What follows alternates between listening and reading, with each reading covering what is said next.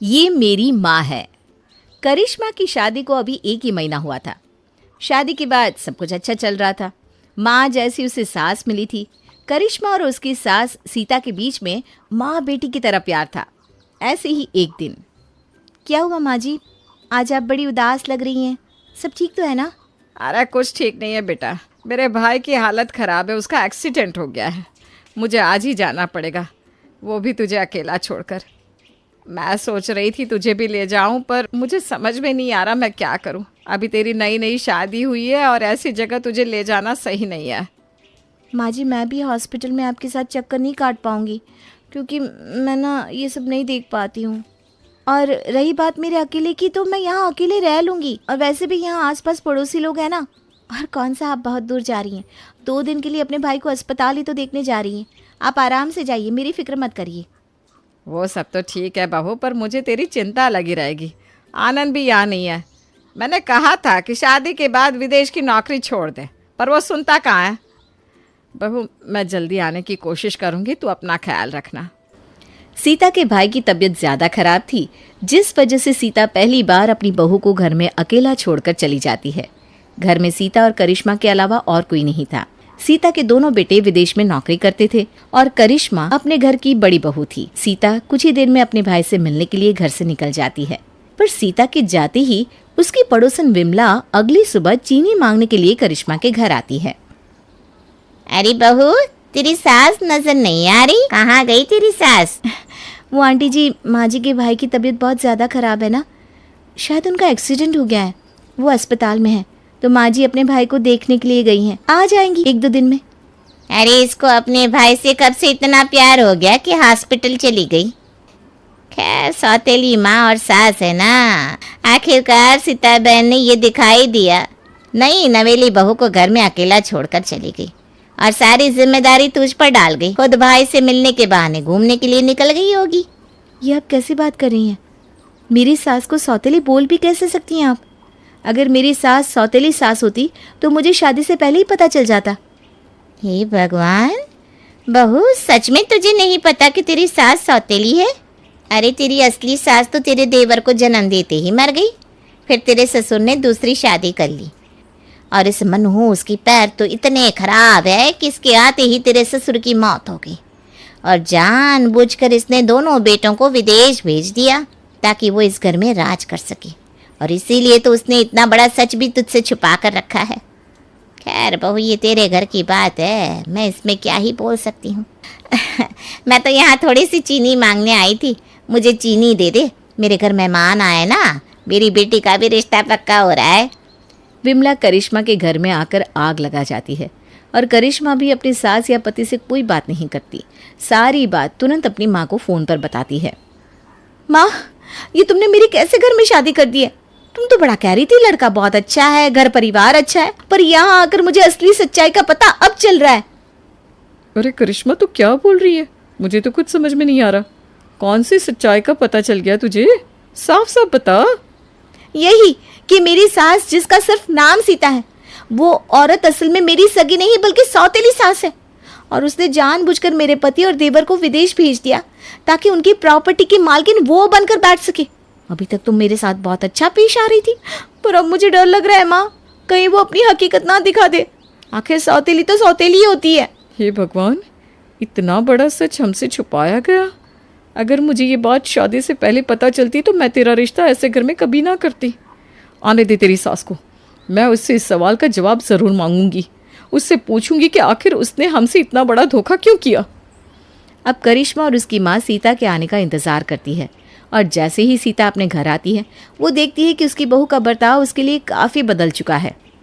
हे राम, बाहर बहुत गर्मी है। बहू, ज़रा मेरे लिए नींबू पानी तो बना दे। ना मैं इस घर की नौकरानी हूँ और ना ही आपकी, जो मैं आपकी कही बातें सुनूं। भूलो मत, मैं इस घर की बहू हूँ और इस घर की मालकिन भी। तो आपको नींबू पानी पीना हो या शरबत, खुद जाओ और बनाकर पी लो।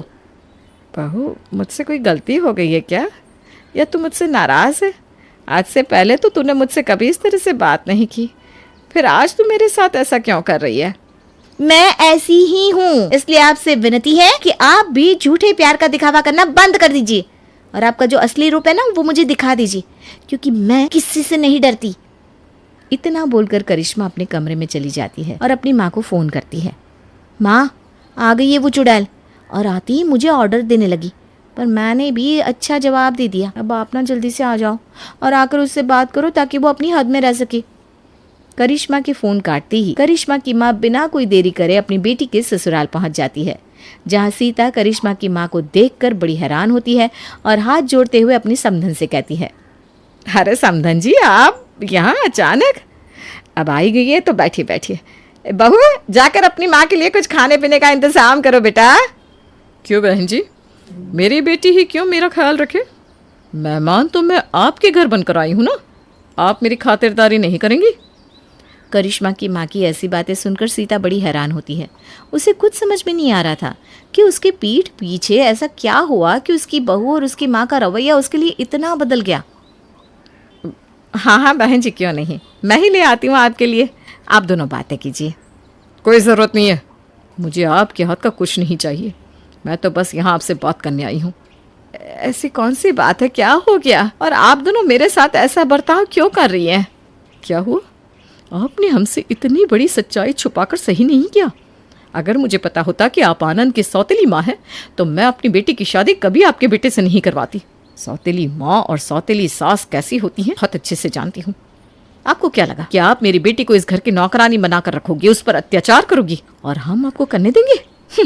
हमेशा याद रखना, मैं अपनी बेटी के साथ हूँ। अगर आपने मेरी बेटी के साथ कुछ भी गलत किया तो मैं छोड़ूंगी नहीं आपको। और करिश्मा बेटा, तू आनंद को फ़ोन करके जल्दी यहाँ बुला और इससे इस घर से दफा करवा। करिश्मा की माँ की ऐसी बातें सुनकर सीता को बहुत बुरा लगता है और उसकी आंखों में आंसू भर जाते हैं, पर वो चाहकर भी कुछ नहीं कहती, क्योंकि वो समझ चुकी थी अगर वो कुछ भी कहती तो एक बार फिर उसे सौतेली होने का ताना सुनना पड़ता। अब इसी तरह से कुछ दिन बीत जाते हैं और जब से करिश्मा को पता चला था कि उसकी सास सौतेली है, तब से उसका बिहेवियर भी अपनी सास के लिए बदल चुका था। कुछ दिनों बाद आनंद भी आ जाता है, पर आनंद के आने के बाद भी करिश्मा अपनी सास के साथ बुरा व्यवहार ही करती। ये देखकर एक दिन आनंद करिश्मा से कहता है, करिश्मा, मैं कुछ दिनों से देख रहा हूँ तुम मेरी माँ के साथ बहुत बुरा बर्ताव करती हो। मैं जान सकता हूँ तुम ऐसा क्यों करती हो? कहीं तुम उन लड़कियों में से तो नहीं हो जो सास को कुछ नहीं समझती? उल्टा चोर कोतवाल को डांटे। अरे समझती तो आपकी माँ नहीं है मुझे कुछ, पर अब क्या कर सकते, सौतेली होने का फर्ज तो निभाएगी ना वो औरत। खबरदार करिश्मा, ये मेरी पहली और आखिरी चेतावनी है। आज तो तुमने मेरी माँ के लिए बुरा बोल दिया, आइंदा से मैं अपनी माँ के खिलाफ कुछ नहीं सुनूंगा, समझी तुम? अरे तुम जानती क्या हो मेरी माँ के बारे में जो ऐसा बोल रही हो? आनंद करिश्मा को समझाने की कोशिश कर रहा था कि उसकी माँ ने उसके लिए क्या कुछ नहीं किया, पर करिश्मा कुछ समझना ही नहीं चाहती थी। बस उसके दिमाग में एक बात बैठ गई थी कि उसकी सास सौतेली है और उन लोगों ने करिश्मा और उसके घर वालों को धोखा दिया है। अब इसी तरह से कुछ दिन बीत जाते हैं और एक दिन, पूरा दिन घर में खाली बैठी रहती हो, मुफ्त की रोटियां तोड़ती हो, ये पकड़ो पैसे और जाकर बाजार से सब्जी लेकर आओ। अरे पर बहू, अभी तो सब्जी वाला आया था, फिर तूने बताया क्यों नहीं कि घर में सब्जियां खत्म है? मैं उसी से ले लेती। पर कोई बात नहीं, तू आनंद से कह दे, वो ऑनलाइन ऑर्डर कर देगा। तू जानती है ना मेरी तबीयत के बारे में। आनंद जी आपकी तरह खाली नहीं बैठे रहते, अगर हिलोगी डोलोगी नहीं तो बीमार ही पड़ी रहोगी ना। अब मेरे सामने बहानेबाजी मत करो और जाकर मार्केट से सब्जियां लेकर आओ। इस तरह करिश्मा अपनी सास को जबरदस्ती मार्केट भेज देती है और खुद बैठकर अपनी माँ से बातें करने लगती है। माँ, पता नहीं इस औरत ने मेरे पति की आंखों पर कौन सी पट्टी बांधी है। मेरा पति अपनी माँ की ही गुणगान गाता रहता है। परेशान हो गई हूँ माँ, आप बस यहाँ आ जाओ और आकर इन्हें कुछ समझाओ। वैसे भी उस सर दर्द को मैंने मार्केट भेज दिया है, आएगी 4 बजे तक। तब तक ना आप आनंद जी को समझाओ कि सौतेली माँ सौतेली होती है, वो कभी सगी नहीं बन सकती। ठीक है बेटा, मैं अभी आ रही हूँ। मैं कोई अनपढ़ गवार थोड़ी ना हूँ, पढ़ी लिखी हूँ। मैंने तुझे भी इतना पढ़ाया लिखाया है और तेरे पास भी समझ है कि कौन तेरा भला बुरा चाहता है। रही बात अब दामाद जी को, तो उनको समझाना ज़रूरी है। मैं आ रही हूँ। इतना बोलकर करिश्मा की माँ अपनी गाड़ी की चाबी लेती है और अपनी गाड़ी में बैठकर निकल पड़ती है। कुछ ही देर में करिश्मा की माँ करिश्मा की गली तक पहुँच जाती है। जैसे ही वो गली में पहुँचती है, वैसे ही करिश्मा का फ़ोन आता है और करिश्मा की माँ अपनी बेटी का फ़ोन उठाने के चक्कर में अगल बगल देखती नहीं और गलती से सीता का एक्सीडेंट करिश्मा की माँ की गाड़ी से हो जाता है।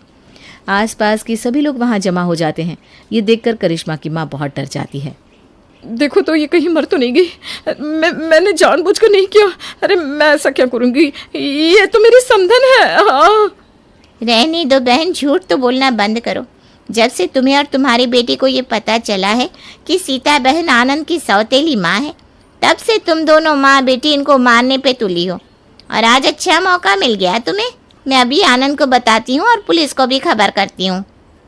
इस तरह विमला पुलिस को खबर कर देती है और आनंद को जब ये बात पता चलती है कि उसकी माँ का एक्सीडेंट हो गया है तो वो बिना कोई देरी करे अपनी माँ को एक बड़े अस्पताल में ले जाता है जहाँ सीता का इलाज होता है।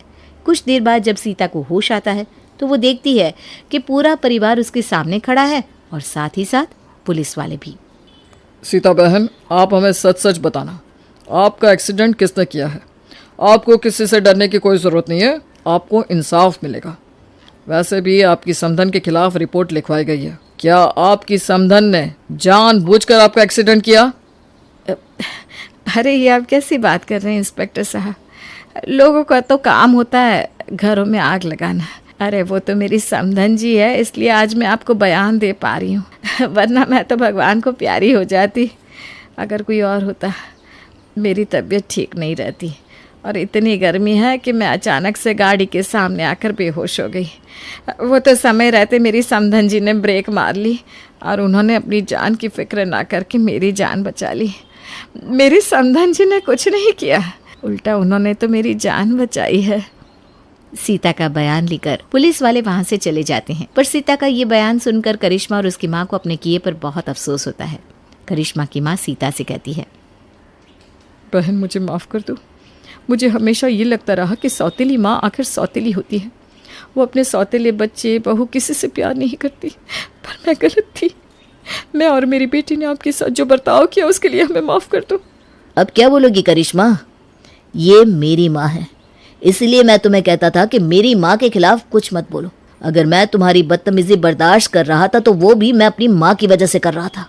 अगर आज मेरी माँ को कुछ हो जाता तो मैं तुम्हें और तुम्हारी माँ को नहीं छोड़ता। मेरी माँ ने मेरे पापा के जाने के बाद उनके बिजनेस को संभाला, बल्कि हमें इस काबिल बनाया कि हम बाहर विदेश में रहकर भी खुद का बिजनेस चला रहे। और तो और मेरी माँ ने जो खुद पैसे कमाए थे वो भी मुझे और मेरे छोटे भाई को दे दिए। और तुम मेरी माँ के बारे में ऐसा गलत सोच रही थी। आनंद, मैंने तुझे ऐसे संस्कार दिए हैं क्या बेटा? तू इतने लोगों के सामने मेरी बहू को कैसे सुना रहा है? बहू, तो आनंद की बात को दिल पर मत लेना, तू जानती है ना इसका गुस्सा कैसा है। नहीं माँ जी, उन्हें कहने दो, वो बिल्कुल सही कह रहे हैं। जब तक मुझे नहीं पता था कि आप मेरी सौतेली सास हो, मैं आपको अपनी माँ समझती रही। पर पता नहीं मुझे क्या हो गया, जब मुझे पता चला कि आप मेरी सौतेली माँ हो, मैं आपका प्यार भूल गई और सिर्फ एक बात याद रखी कि आप मेरी सौतेली सास है। पर आज ये गलतफहमी भी मेरी खत्म हो गई, क्योंकि आप मेरी सौतेली सास नहीं बल्कि आप मेरी माँ है। हाँ बहन, करिश्मा बिल्कुल सही कह रही है। ये तो आपका बड़प्पन है जो आपने हमें माफ़ कर दिया, वरना हम तो माफ़ी के लायक भी नहीं है। हाँ माँ, आप बिल्कुल सही कह रही हो, मुझे तो खुद पर ही शर्म आ रही है। इतना बोलकर करिश्मा रोने लगती है और अपनी गलतियों की माफ़ी मांगती है। सीता अपनी बहू और उसकी माँ दोनों को माफ़ कर देती है और बहुत जल्द ठीक होकर सीता अपने घर जाती है, जहाँ वो एक बार फिर अपनी बहू के साथ पहले की तरह रहती है। जिसके बाद फिर कभी करिश्मा बाहर के लोगों की बातों में नहीं आती और ना ही फिर कभी किसी की बातों पर विश्वास करती है, क्योंकि इतना सब होने के बाद करिश्मा समझ चुकी थी कि कोई भी किसी का भला नहीं चाहता। लोग तो अक्सर दूसरों के घरों में आग लगाकर अपनी रोटियां सेकते हैं।